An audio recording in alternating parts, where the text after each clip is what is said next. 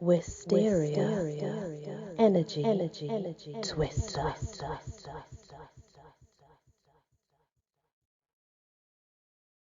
Hello everyone, welcome back to episode 3 of Satan's Town.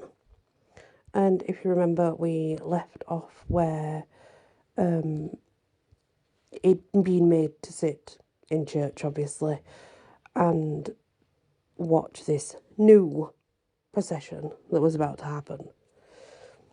As Jackson said, tonight was a special night. The whole town was in on the act. The church building was packed, and cameras were broadcasting images to computers around the town. Smith had been placed on a small folding chair at the side of the altar platform. The ceremony took its usual form. There was a long series of incantations that Smith knew were just crowd-pleasing gibberish. Then he heard Jackson begin the serious chants. Chants he had heard before, and that he knew were genuine. He felt his chest tighten under the ropes that held him. If Jackson had done those earlier chants properly, then this was going to be the real thing. But of course, he already knew that everything had been done perfectly. There was no mistaking what those terrible heart flutters had been weeks before. The ceremony continued. Something was killed and blood poured over the altar. The room was hazy and spinning a little. Smith's chest felt like someone was sitting on it. This was bad now, worse than the first time. This was becoming more painful instead of just pressure. Jackson concluded the Latin portions of the incantations and moved on to the older Sumerian texts. As he began, Smith felt like his heart was about to explode, and suddenly there was no more pain. He looked down at the ropes that fell away. He twisted the broken wrist a little and felt the bones quickly and smoothly knitting. As he stood, all the aches and pains of the old body that had inhabited for so long had vanished. Through all the decades of being Smith, there had always been a scrap of doubt about his true identity. When he had adopted this human form, he had taken it on so completely that there were many mornings when he had thought that he really was Smith, a rather sad, lonely man, deluding himself that he was actually one of the ancient gods. As he walked towards the altar, there was no longer any doubt. He was, and had always been, Sodon, a demon of ancient Sumer, bringer of plenty at a price. Jackson opened his eyes and looked up into the face of this hugely tall creature. That was unmistakably Sodon. And Smith, he gasped. Sodon placed a 6-taloned hand on Jackson's shoulder and squeezed. 5 razor-sharp talons tore in through his shoulder blade and passed the thumb talon to the other way, right through his rib cage. This is for my wrist, High Priest. He turned and caught sight of Sinclair, who was slinking away from the altar. His eyes flashed, and Sinclair hit the floor, clutching at various parts of his atomy that were now in flames. And that is for last night. Sodon opened his hand, and Jackson fell, grabbing at his ruined shoulder. The main doors of the church then blew open with a crash that shook the entire building.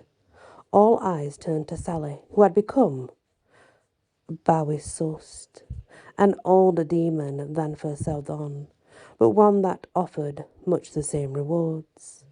Sodon knew, though, that her price was always much higher than his own.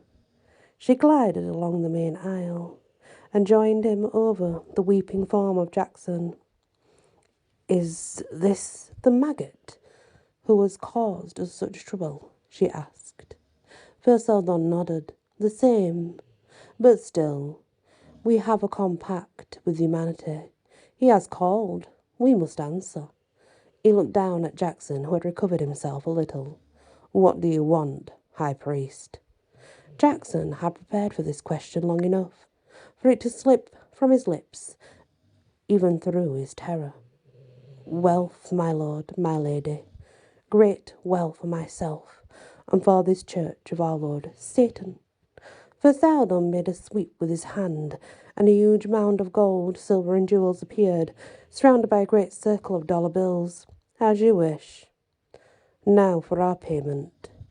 He turned and faced the congregation, and the cameras hanging from the balconies.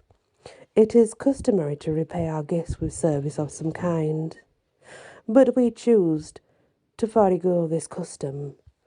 On this occasion, the knowledge of what you have brought down on your miserable heads is payment enough. Bowisost and I have been in hiding in your world for centuries. We are outcasts from the world of demons, and that world has long been seeking us to exact severe punishment. Your invocation will have awoken every demon in this world to our presence, and they will shortly be here looking for us. Welcome to hell, people, and you brought it all on yourselves. Enjoy your wealth while you can. With a brief wavering of atmosphere, they were gone, leaving a town less frightened than utterly confused. 3 hours later, there was no further confusion, as the first battalions of demons descended on the town in search of their renegade brother and sister. By daybreak, the demon world had thrown open its carefully guarded gates, and the anti-hellish horde began the destruction of Stanton.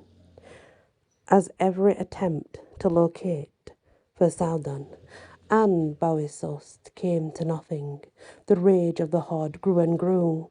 By the time they left a day later, the town was in ruins, and most of its inhabitants were dead.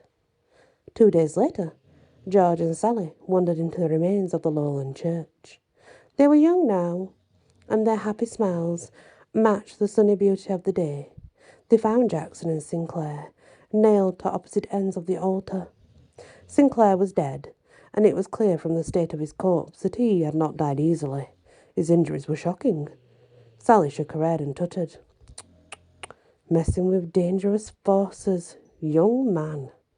George hauled Jackson's hands off the altar, tearing them past the large nail heads. He then laid Jackson in his arms and checked for signs of life. Yep, this one's alive. But I judge that he had some of the same treatment young Sinclair got. Sally took Sinclair from the altar and laid him on the floor. Some of those demons do enjoy their nasty stuff. I never seen the attraction myself. Jackson opened his eyes a little, and after a moment recognized Smith. Smith poured some water down the throat and patted his cheek, a little to make sure he was awake. Don't talk, Jackson. Listen. They're likely not to be back, but we have to get going. So long as we stay human, they can't find us, and the only way we stop being human is if some cretin like you invokes our names. Do you understand? Jackson nodded slightly, not noticing that Smith had reached into his pocket. So, High Priest, we have to make sure you do not invoke us again.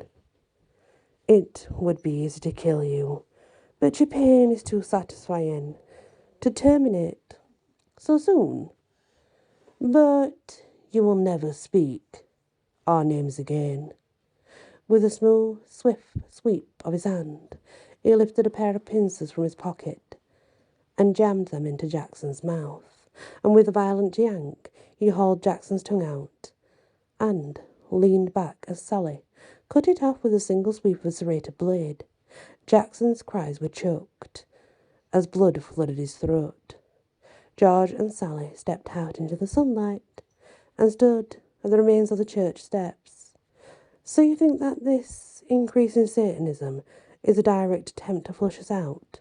Asked Sally. George nodded. Why else would the demon world allow it? The likes of Jackson invoking demons at will? No, they value some contact with this world, though. Wise humans. But this is different. They're taking the risks of being ensnared here in the hope that we will be invoked first. So I suppose we just keep being careful? George laughed. Well, why the hell not? We've been doing it for 3,000 years. They walked down the steps and made for the north road that would take them to the city. Eventually, and then somewhere small to settle down. The end. And that is the full short story of Satan's Town. And I really like it. That's what you get for trying to invoke things that you know nothing about. So I would say that to anybody anyway. It's true, you know. Do not invoke what you do not understand, because it's going to come and bite you in the ass. I assure you, I've seen it done. Anyway, guys, thank you for listening, and many blessings. Wysteria. Energy. Twister.